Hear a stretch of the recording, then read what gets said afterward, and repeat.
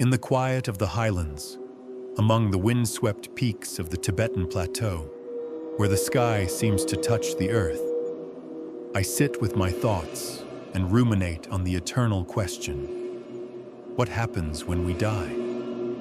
The question is not a new one. It has echoed in the hearts of those who have walked this land for millennia. And as an ancient philosopher of the Tibetan traditions, I find myself compelled to share what we have come to understand about death, life, and what lies beyond. Let us begin with a simple yet profound truth. All things in this world are impermanent. The flowers bloom, the winds blow, and the sun rises and sets. Nothing lasts forever. The same applies to our lives. We are born, we live, and we die. But what does it mean to die? Is it simply the end of our bodies? Or is there something more to this journey? Something beyond the veil of the physical world?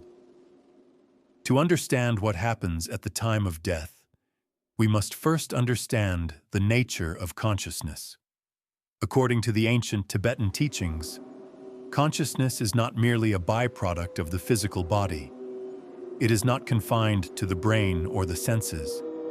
Instead, consciousness is a vast, formless energy that exists independently of the material world.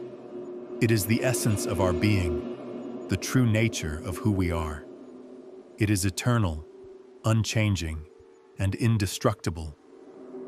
When we die, the physical body, composed of flesh and bone, returns to the earth from whence it came. But consciousness does not die. It simply transitions.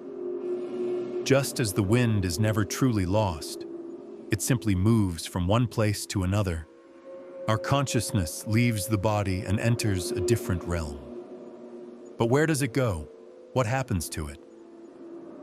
In the teachings of the Tibetan Buddhists, there is a concept known as the Bardo, which refers to the state between death and rebirth. The Bardo is a mysterious and fascinating realm, a liminal space that exists between life and the next. It is not a place of suffering or bliss, but rather a neutral realm where the mind, unburdened by the distractions of the physical world, encounters a vast array of experiences. The Bardo is often described as a great expanse of darkness and light, a place of uncertainty, where the soul is confronted with visions and sensations that reflect its past actions, its karma. These visions may appear as frightening or comforting, depending on the state of the mind at the time of death. But how do we prepare for such a journey? If the Bardo is a place where the mind's tendencies, its attachments, fears, desires, can shape the experience, then it is crucial to cultivate wisdom, compassion, and mindfulness in this life. For it is these qualities that will guide us through the Bardo and into the next phase of existence. Have you ever wondered why, in this life, we must practice kindness and awareness? Perhaps it is because these qualities will be our companions when the time comes to leave this world. From the Bardo, the soul enters the process of rebirth. In Tibetan thought, this is part of the Samsara, the cycle of birth, death, and rebirth, driven by the forces of karma. What we have done in this life, our thoughts, words, and actions, create an imprint upon our consciousness. These imprints will determine the nature of our next life.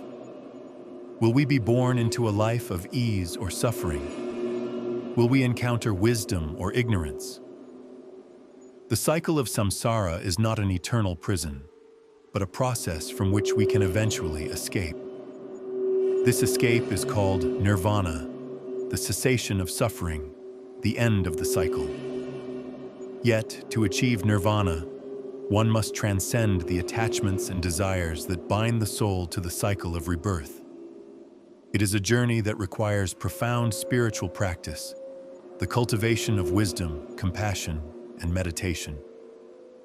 What would it be like, I wonder, to finally be free of the cycle of rebirth, to transcend the endless flow of time and space, to be one with the universe?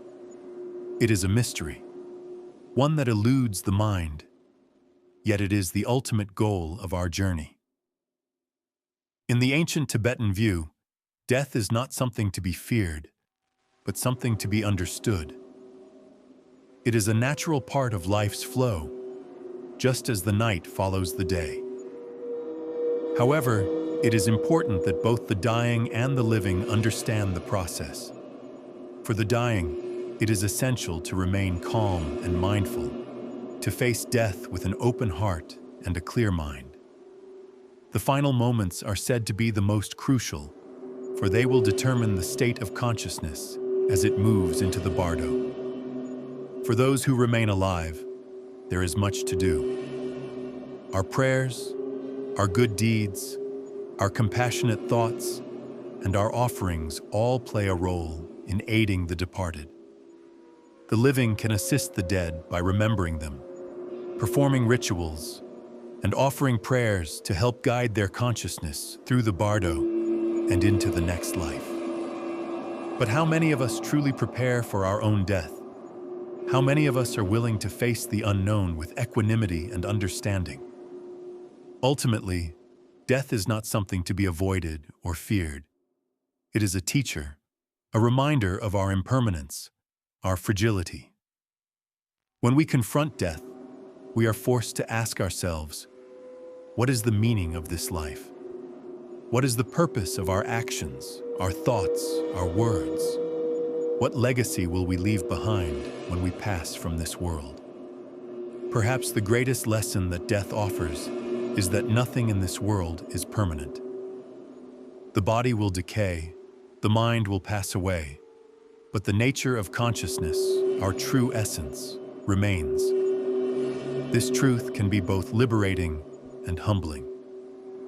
To understand that we are not defined by our bodies or our possessions, but by our consciousness, is to glimpse the vastness of our true nature. Are you ready to let go of what you think you are, to embrace the mystery of what lies beyond? So, dear friend, as we reflect on the ancient Tibetan view of death, we find that it is not an end, but a continuation. The soul, free from the body, enters the Bardo and from there into a new life. This cycle of death and rebirth continues until one transcends the material world and reaches the state of nirvana. In the end, death teaches us the most profound lesson of all: to live fully, to love deeply, to seek wisdom, and to be aware of the impermanence of all things. For in understanding death, we come to understand life itself.